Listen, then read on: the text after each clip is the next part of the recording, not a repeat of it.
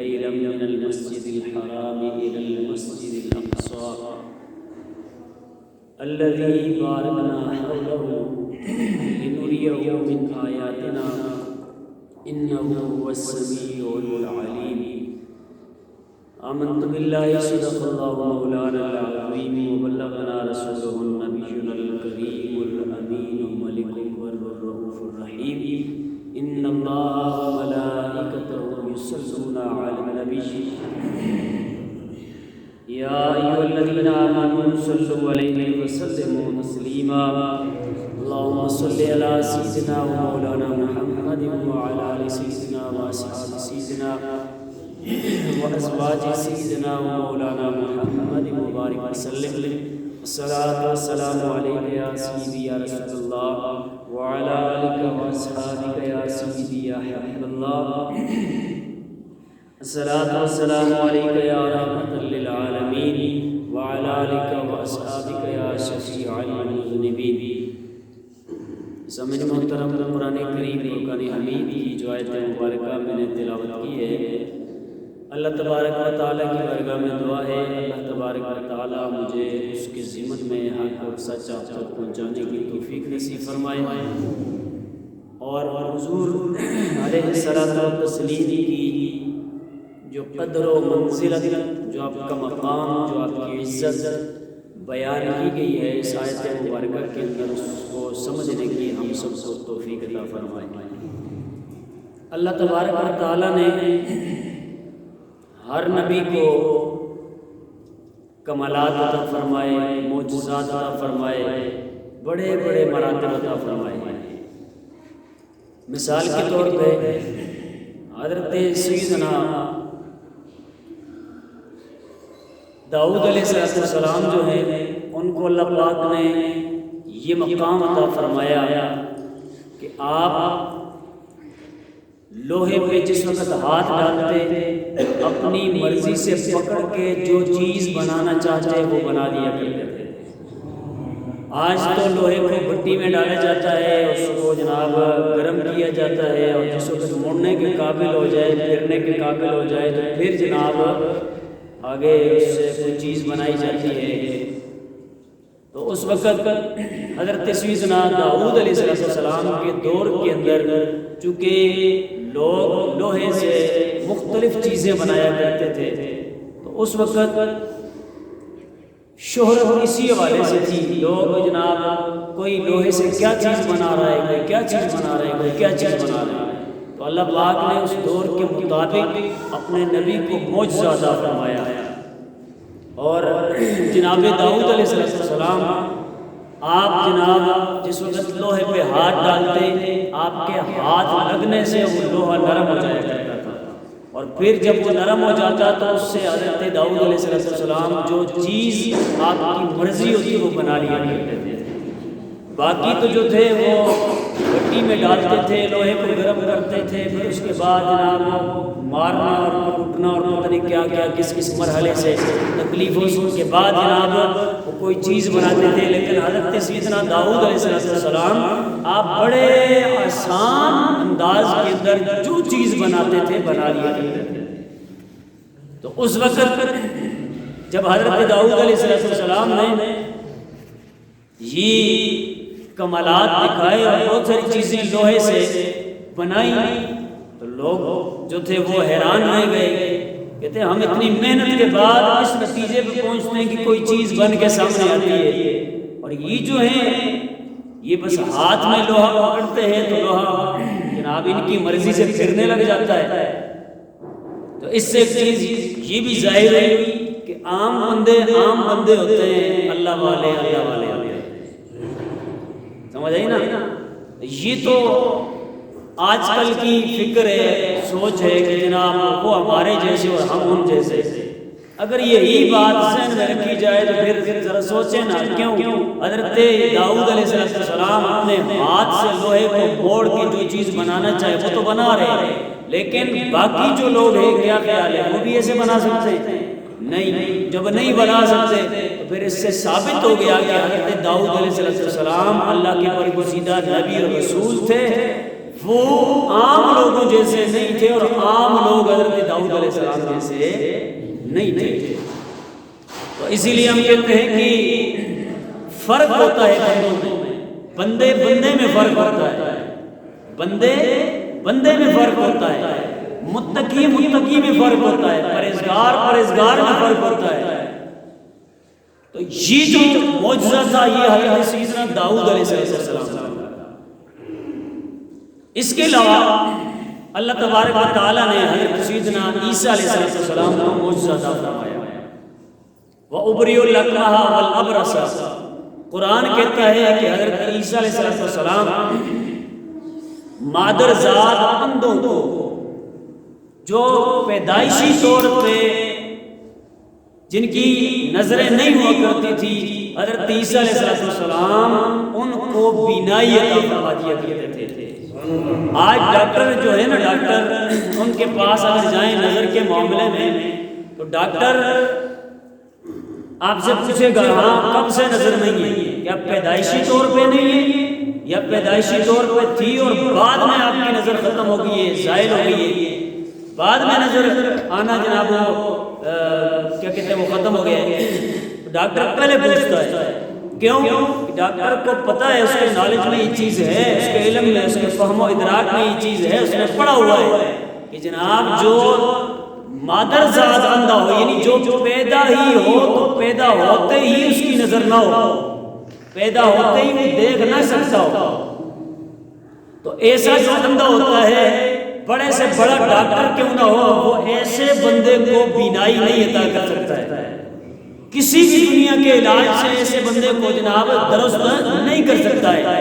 Doctor پہلے پوچھتا ہے اس کی نظر پیدائشی طور پہ شروع سے ہی نہیں ہے تو پھر جناب علاج کہتا ہے جی بس اس کا علاج نہ کریں، اس کا تو کوئی علاج ہی نہیں ہے. لیکن اگر ہاں پہلے نظر تھی پھر اگر جناب اس کی نظر خراب ہو گئی ہے پھر ڈاکٹر کہتا ہے بس آپ کی گنجائش ہے اس کے لیے. تو حضرت سیدنا عیسیٰ علیہ السلام کے بارے میں قرآن کہتا ہے وَأُبْرِئُ الْأَكْمَحَ، عیسیٰ علیہ السلام خود فرماتے ہیں میں مادرزاد اندھوں کو بینائی عطا فرماتا ہوں. اور تو گل سمجھ آنی چاہیے نا، ایک وہ تھا جس کی نظر پہلے درست تھی بعد میں خراب ہوئی، ایک وہ کی جو جناب پیدائشی طور پہ اندھا ہی پیدا ہوا.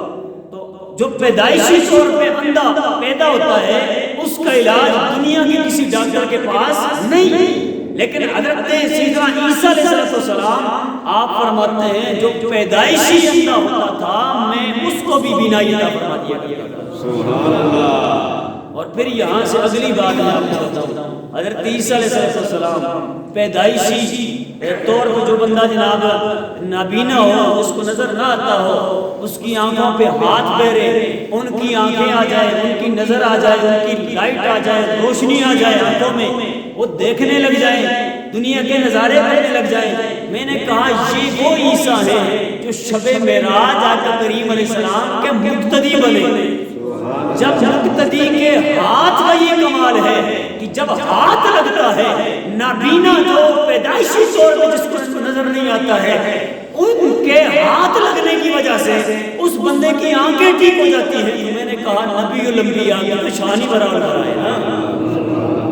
جب آپ کے مقتدی کے ہاتھ کا یہ کمال ہے کہ آپ کے ہاتھ کے لگنے سے نابینا پیدائشی جو نابینا ہوتا ہے مادرزاد اندھا جو ہوتا ہے اس کو بینائی مل جاتی ہے، تو خود سوچے جن نبی کے مقتدی کا یہ مقام ہے ان کے امام کا کیا مقام ہوگا. سمجھ آئی نا.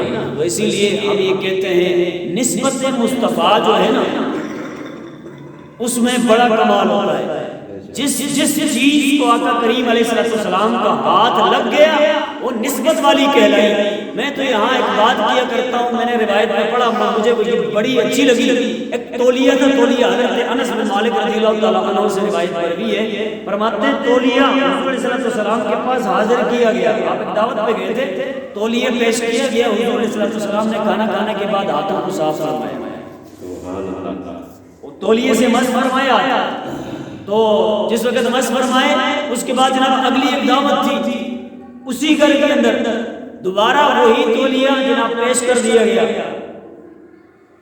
خلاصہ روایت کا آپ کو بتاؤں تو یوں ہے کہ جناب اسی وقت جس وقت سرکار علیہ السلام نے اپنے ہاتھ صاف کیے نا، اس کے بعد حضرت انس رضی اللہ تعالیٰ عنہ فرماتے ہیں ہم نے معمول بنا لیا، ہمیں پتا تھا، ہمارا عقیدہ بن گیا تھا کہ بس یہ تولیہ اس کے ساتھ سرکار کے ہاتھ لگے، اس کو آگ نہیں جلائی۔ فرماتے ہیں کہ ہم اس کے بعد اس تولیے کو پانی سے نہیں دھوتے تھے، بلکہ جب یہ کچھ تھوڑا بہت جناب اس کے اندر میل کچیل محسوس ہونے لگتی تھی نا، تو پھر اس کو ہم جلتے ہوئے تندور میں ڈال دیا کرتے تھے۔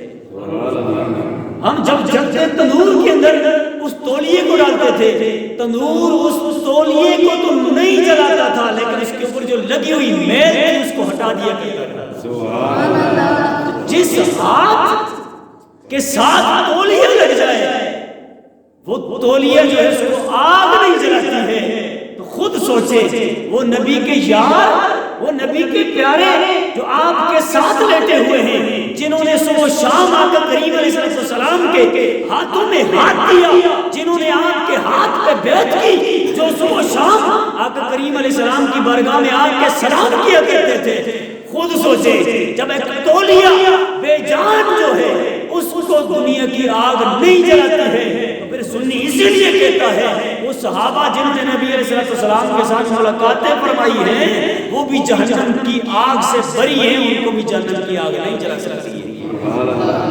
بات سمجھ آئی نا؟ یہ تو میں نے نسبت کی بات کی۔ حضرت سیدنا عیسیٰ علیہ السلام کو معجزہ عطا فرمایا گیا کہ آپ مادرزاد ہم لوگ کو بینائی عطا فرما دیتے تھے۔ وَأُحْيِي الْمَوْتَىٰ بِإِذْنِ اللَّهِ، حضرت عیسیٰ علیہ السلام فرماتے ہیں میں اللہ کے اذن سے مردوں کو بھی زندہ کر لیتا ہوں۔ سبحان اللہ۔ جی اللہ کے اذن سے۔ اور یہاں پھر ہم سنی ہیں تو ہمارا عقیدہ جو ہے یہ کھول کے بیان کرنا بڑا ضروری ہے، اور میں تو کرتا ہوتا ہوں، آپ کو پتہ ہی ہے۔ حضرت عیسیٰ علیہ السلام فرماتے ہیں میں مردوں کو، حالانکہ قرآن پڑھیں، قرآن پاک تو کہتا ہے جناب زندہ کرنے والا اللہ پاک ہے، اس زندگی دینے والا کون ہے؟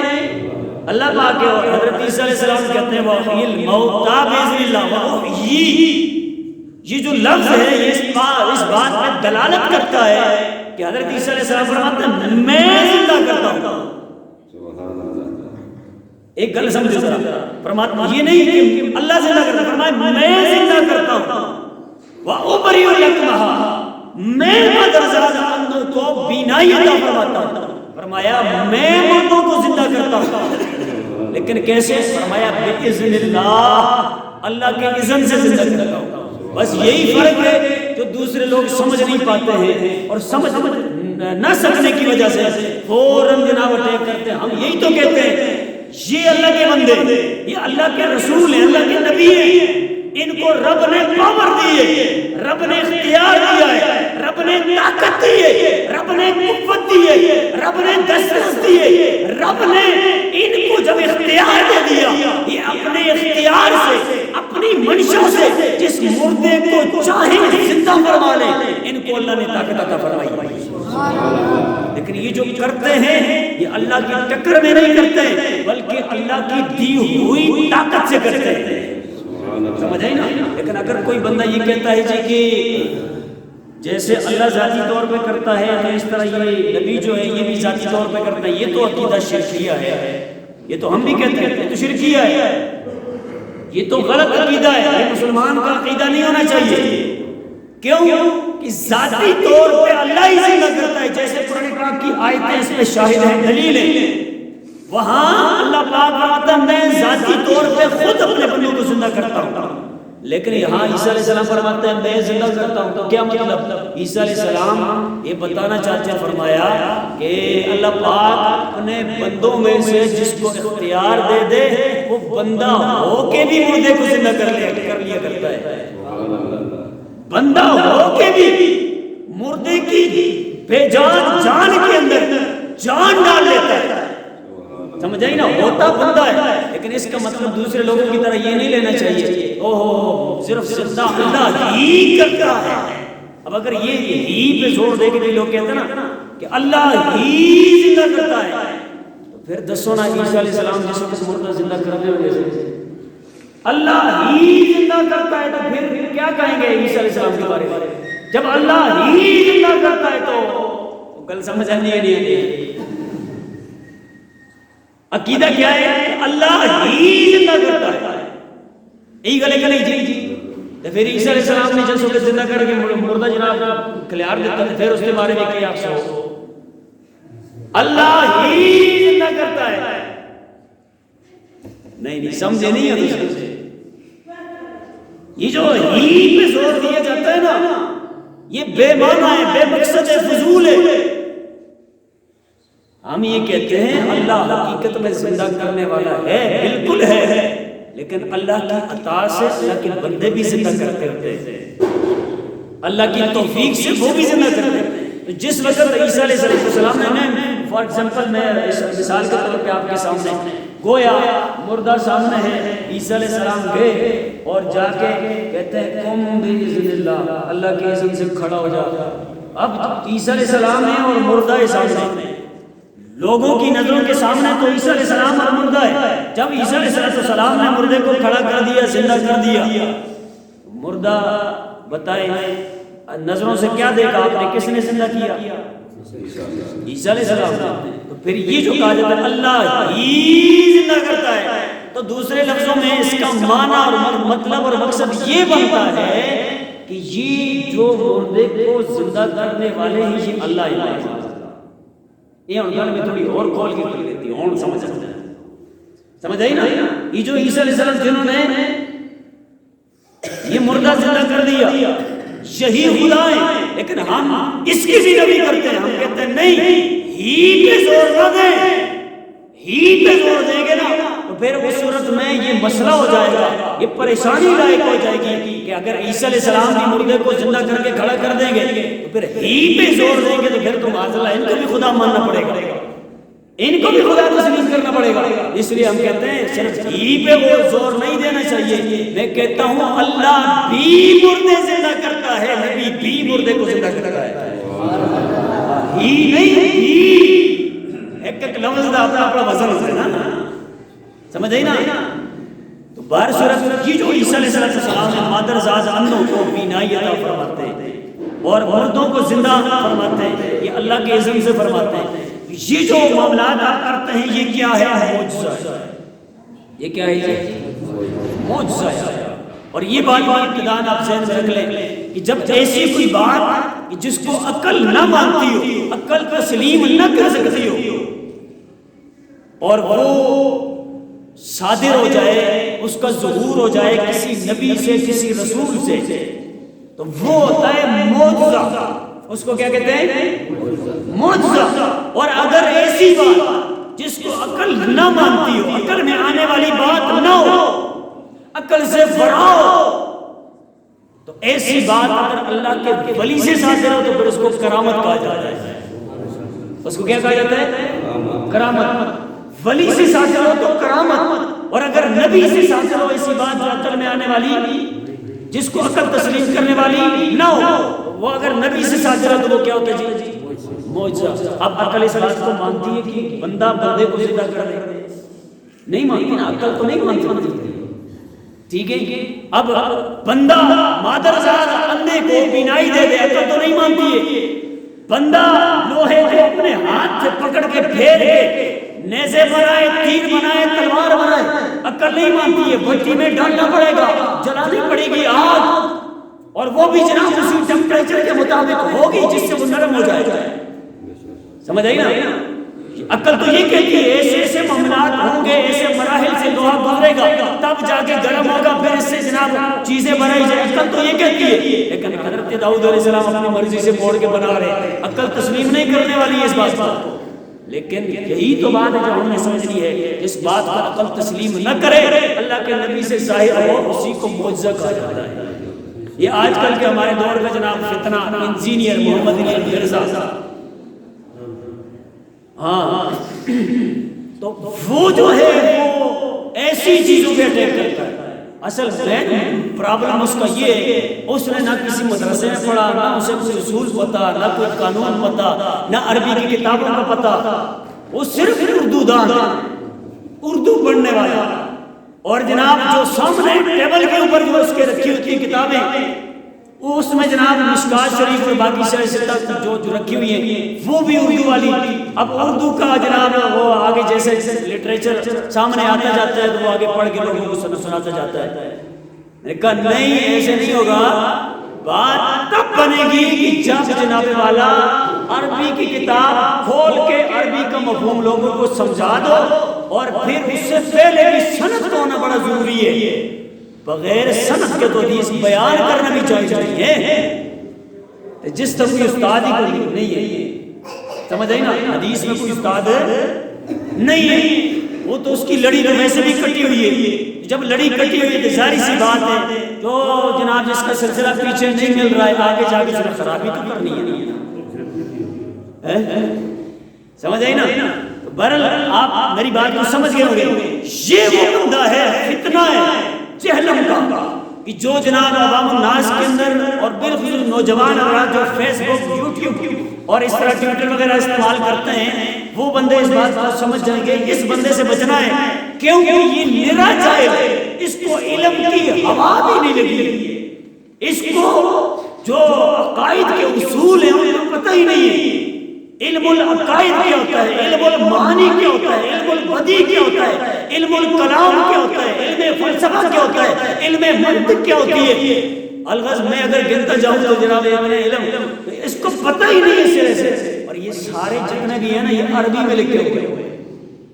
ٹھیک ہے, جس بندے کے نام عربی بھی ذرہ بھی لوئی کوئی نہیں ہے تو سچ پتہ ہی نہیں پھر کتاب کا نا. جب کتاب کا نہیں پتہ تو اس میں لکھے تھے جو قانون ہے انہوں کا نہیں پتہ, تو جب قانون کا نہیں پتہ تو پھر اسی واسطے سے جناب اٹھ کے ولیوں کے خلاف او جی آج کل اگر کیمرہ ہوتا تھا یہ ابھی کیمرہ آ گیا تو کیمرے کے سامنے جناب یہ لوگ اپنی کرامتوں کا اظہار نہیں کرتے کیونکہ کیمرے میں ریکارڈ ہو جاتی ہے. یعنی ولیوں کو ڈیگریڈ کرنے کے لیے یہ جس طرح معجزات یا کرامات ہوتی ہیں جو عقل میں آنے والی باتیں نہیں ہوتی ہیں. وہ کہتے ہیں جی کیمرہ ہو تو کیمرہ, جب سے کیمرہ آیا اس کے بعد جناب انہوں نے اپنے کام چھوڑا. میں نے کہا بات وہ نہیں ہے, بات یہ ہے ولی اب بھی ہے لیکن ولیوں نے آج کل جناب اپنا ایک سلسلہ جو تھا اس کو کلوز کر لیا ہے. کیوں؟ میں ایک مثال دیتا ہوں آپ کو. یہاں آپ نیچے دکان ڈالیں, دکان تسی جناب دکان پاؤ دکان تسی مثال دیتا سبزی دی اگر پاندے ہو نا سبزی ایک دڑی بکسی دوئی دڑی بکسی تری دڑی اگر کوئی کرنے ایسا نہیں آندا پورا جناب مہینے میں سبزی خراب ہو جاتی ہے, پھر آنے پھر خراب, پھر آنے پھر خراب. میں دسو اسے بند کر سو کہ نہیں دکان؟ وہ بولو بند کر سو نا. کیوں؟ گاہک کی کوئی نہیں, گاہک کی کوئی نہیں. جب گاہک نہیں ہے پھر جناب تو اس نے دکان کلوز ہی کرنی ہے نا. کوئی اور سٹور بنا لیا جس کے گاہک کی کوئی نہیں ہے, آپ چند دنوں کے بعد مہینے کے بعد آپ اس کو ختم کر لیں گے جی کہ گاہک ہی نہیں ہے. تو بات یہیں سے سمجھ لیں اللہ کے ولی اب بھی ہیں, اللہ کے ولیوں سے فیض پانے والے لوگ بہت کم ہو گئے ہیں. اسی لیے انہوں نے اپنا وہ جو سلسلہ تھا کرامات والا اس کو کلوز کر لیا ہے. وہ اگر ہیں تو جناب ان کی وہ جو چیزیں ہیں روحانیت والی ہم ان کے متلاشی ہے ہی نہیں. ہم اگر جاتے بھی تو ہم اپنے کسی مقصد کے لیے جا رہے ہوتے, اپنے کسی مطلب کے لیے جا رہے ہوتے, اپنے بیوی بچوں کے خیر خواہی کے لیے جا رہے ہوتے, اپنی لاری کے والے سے جا رہے ہوتے. ہم تو کبھی ان کے پاس جیسے جانا چاہیے تھا کہ ہمارا دل صاف ہو جائے, ہمارا من صاف ہو جائے اور ہمیں جناب بات نہیں طہارت مل جائے, پاکیزگی مل جائے. ہمیں تو اس مقصد کے لیے جانا چاہیے تھا. جب ہم اس مقصد کے لیے نہیں جا رہے, ہم دنیا داری کے لیے جا رہے ہیں, اسی لیے انہوں نے اپنی دکانوں کو کلوز کر لیا ہے. وہ گل سمجھ آ گئی نا. تو ولی اب بھی موجود ہیں لیکن جس مقصد کے لیے ان کے پاس جانا چاہیے ہوتا ہے ہم اس مقصد کے لیے نہیں جاتے, اسی لیے وہ پھر اپنا اظہار بھی نہیں فرماتے. بطور کرامت وہ اپنی کرامتوں کا اظہار اسی لیے نہیں فرماتے. میں کہ یہ انجینئر جہل ہی کے وہ جو فطور ہیں وہ بات اور ہے, وہ لا علمی کے ثبوت ہے. اور یہ جو بات میں نے کی ہے اس کے پیچھے ایک نہیں بہت ساری دلیلیں موجود ہیں. سمجھ آئی نا. تو کہنے کا مطلب یہ ہے نہ ہم اللہ کے نبیوں کے معجزات کا انکار کرتے ہیں، نہ ولیوں کی کرامتوں کا انکار کرتے ہیں۔ جو نبیوں کے معجزات کا انکار کرے وہ بھی بے دین، بد مذہب، الغرض۔ قرآن پاک کے اندر نبی علیہ السلام کے معجزات کا ذکر موجود ہے، باقی بھی انبیاء کے معجزات کا ذکر ہے۔ جو معجزات کا انکار کرے وہ دائرہ اسلام سے خارج ہے۔ اور تو چھوڑیں، جو ولیوں کی کرامتیں ہوتی ہیں نا، کئی لوگ کہتے ہیں جی کرامتاں وہ ایک کتوں آ گئی ہیں تے کی آ گئی ہیں تے لوگ کرامتیں ہی بیان کرتے ہیں۔ میں خیر تھوڑا وزنی جملہ بولنا سمجھنا لوگوں کے بارے میں کچھ نہیں نا، لیکن چلو خیر میں روک دیتے ہیں۔ گل ہے نا، اگر کوئی بندہ آیا ہے جی نہیں جی کہ کرامتاں علی کتوں آ گئی تے کرامتاں کتوں آ گئی، میں بچوں قرآن وچ آئی ہے کرامتاں کتوں آئی جی؟ قرآن وچ آئی ہے۔ قرآن پاک میں ثبوت ہے کرامتوں کا۔ حضرت سیدہ مریم کے پاس جو پھل آئے تھے، کچھ دن پہلے میرا شاید میں نے بتایا کہ صبح سویرے درس میں کہ وہاں خیر ٹاپک اور تھا، لیکن یہاں بھی لڑی مل رہی ہے، اسی لیے میں بتا رہا ہوں۔ حضرت سیدہ مریم کے پاس بے موسم پھل جو تھے وہ حضرت زکریا علیہ السلام نے پائے۔ تو بے موسم پھل جب کسی کے پاس آپ دیکھیں موسم پھلوں کا نہ ہو تو بندہ حیران ہو جاتا کہ نہیں۔ اور زمانہ بھی وہ والا ہو کہ جس وقت فریج جو ہے نا، فریزر، اس کا تصور بھی نہیں تھا۔ یا آج فریج آ جائے نا، مختلف جناب انداز سے ذخیرہ دوزی کر کے وہ بندہ کیا پتہ ہے رکھ لے کسی ٹائم پہ جناب ایسے موقع پہ استعمال کرے، ہو سکتا ہے آپ کا ممکن ہے۔ لیکن اس وقت بے موسم پھل اگر سامنے آ جائے بندہ پہلے دیکھتے ہی حیران ہو جاتا ہے، پریشان ہو جاتا ہے کہ جناب اس موسم میں تو یہ پھل ہوتا ہی نہیں ہے، یہ کہاں سے آ گیا؟ عقل میں گل سمجھ آئی کہ عقل میں بات نہیں آتی۔ تو بات ہے یہ کرامت ہوتی وہ ہے جو عقل میں نہ آئے، کرامت ہوتی ہی وہ ہے جو عقل میں نہ آئے۔ جو عقل میں آ جائے وہ تو سمجھ آنے والی بات ہے نا، تو کرامت نہ ہوئی۔ اگر ولی سے کوئی چیز صادر ہو، عقل میں آ گئی، سمجھ آ گئی، تو پھر تو کوئی کرامت والی بات تو نہیں ہے۔ لیکن اگر سمجھ نہیں آ رہی، عقل نہیں مان رہی ہو، کس طرح ہو سکتے ہیں؟ یہ تو ہو ہی نہیں سکتا، بندہ یہ کہتا رہے۔ تو پھر سمجھ جائیں کہ یہ عام روٹین کی بات نہیں، یہ کرامت کی بات ہے، کیونکہ کرامت ہی وہ ہوتی ہے کہ جو عقل میں نہیں آتی۔ سمجھ آئی نا؟ تو حضرت سیدہ مریم کے پاس جو پھل تھے بے موسم، وہ کیا تھی جی؟ کرامت، آپ کی کرامت تھی نا۔ یہ کہاں ہے قرآن میں؟ تو پتہ چلا کرامتوں کا ذکر اللہ پاک نے خود قرآن وچ کیتے۔ تو کل سمجھ آ گئی دوسری بات کہتا ہوں سبحان اللہ، دل خوش کر دیتا۔ ویسے بجلی تو نہیں ہے لیکن اس نے سبحان اللہ دلانا چارج کر دیتے ویسے۔ تو کرامتوں کا ذکر کدھر ہے جی؟ قرآن میں۔ معجزات کا ذکر کدھر ہے؟ قرآن میں۔ یہ میں نے مثال کے طور پہ 2-3 چیزیں آپ کے سامنے ذکر کی۔ ہر نبی کو ایک معجزہ ملا، 2 معجزے ملے، 3 معجزے ملے، 4 معجزے ملے، مختلف یعنی الغرض 10-11 تک کے معجزات نبیوں کو دیے گئے۔ لیکن میرے آپ کے رحیم و کریم آقا علیہ السلام کی جب باری آئی تو اللہ تبارک و تعالی نے فرمایا اے سونے محبوب قد جاءکم برہان من ربکم وانزلنا الیکم نورا مبینا۔ اے بندو تمہارے پاس سونے محمد عربی کو سر سے لے کر پاؤں تک معجزہ بنا کر بھیج دیا گیا ہے۔ کسی نبی کو 1، کسی کو 2، کسی کو 3، کسی کو 4 معجزے، کسی کو 10 تک 11 تک معجزے دیے گئے، لیکن ہمارے نبی کو سر سے لے کر پاؤں تک معجزہ بنا دیا گیا۔ اور باقی جتنے بھی معجزات اللہ پاک نے اپنے نبی کو عطا فرمائے، ان معجزات میں سے ایک معجزے کو کہا جاتا ہے معجزہ معراج۔ کیا کہا جاتا ہے جی؟ معراج۔ معراج شریف اسی مہینے میں ہوئی مشہور قول کے مطابق 27 رجب المرجب کو معراج شریف ہوئی ہے۔ تو اس حوالے سے انشاءاللہ العزیز نیکسٹ جمعہ جو ہے وہ انشاءاللہ میں پڑھانے کی کوشش کروں گا، اور اسی ٹاپک کو واقعات کی روشنی میں اور قرآن پاک کی آیات کی روشنی میں آگے لے کے چلوں گا۔